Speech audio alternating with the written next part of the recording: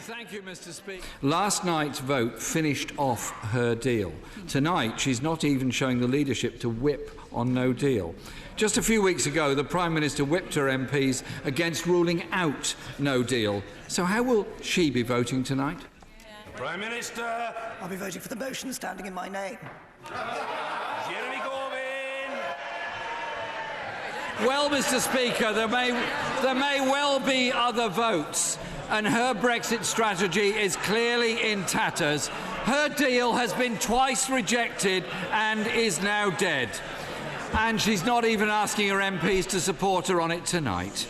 A couple of months ago, the Chancellor, who is here today, we'll hear from him later, reassured business leaders that the threat of a no-deal Brexit would be taken off the table, while the Business Secretary said a no-deal Brexit would be ruinous to the UK economy. Indeed, the government's own forecast suggests that no deal would knock 10% off the economy, damaging jobs and industry. Why is the Prime Minister still ambivalent about the outcome? Minister. I say to the right honourable gentleman, I've been working for... Yes, businesses worry about the uncertainty of Brexit, but there's one thing they worry about more, and that's a Corbyn government. Well, Mr. Speaker, the Prime Minister doesn't seem to understand. Her deal has been flatly rejected twice by this House by unprecedented majorities. And even this morning, the CBI has said that no deal would be, and I quote, a sledgehammer to the economy. And went on to say there has been no consultation with business, adding, this is no way to run a country. The reason her deal is now dead is because at every step of the way, the Prime Minister has refused to listen. Should not be necessary for voices to be raised. It was a former DEFRA secretary, the member for North Shropshire, who was campaigning to leave in the referendum and actually said during that, and I quote, because it's not the kind of language I would use, only a madman would actually leave the single market. The Prime Minister has previously said you can't just reject no deal, you need to be for something.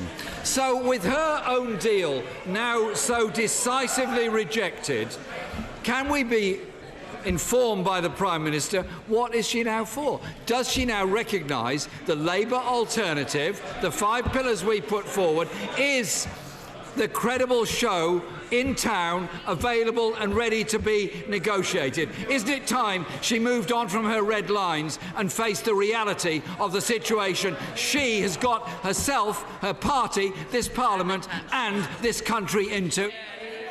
Prime Minister.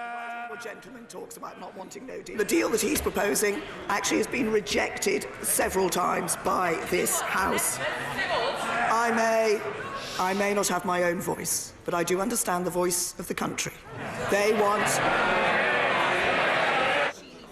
I want to hear what the Prime Minister has to say. I want everybody. And that is, people want to leave the EU, they want to end free movement, they want to have our own trade policy, they want to ensure laws are made in this country and judged in our courts. That's what the deal delivers. That's what I continue to work to deliver. He used to believe that too. Why is he just trying to frustrate it? Jeremy Corbyn. Speaker, I do have sympathy with the...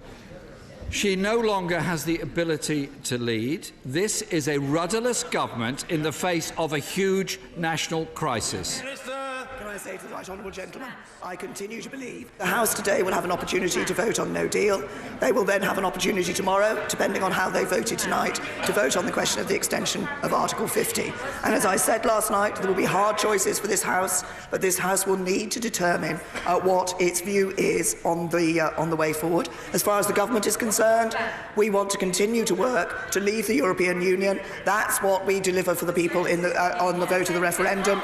We will continue to work to deliver leaving of the European Union, but to deliver leaving the European Union with a good deal. And as regards the right honourable gentleman, he doesn't agree with government policy. He doesn't even agree with Labour Party policy. He has nothing to offer this country. Andrew Rosingale. Mr. Speaker, the whole House will want to send its condolences to the families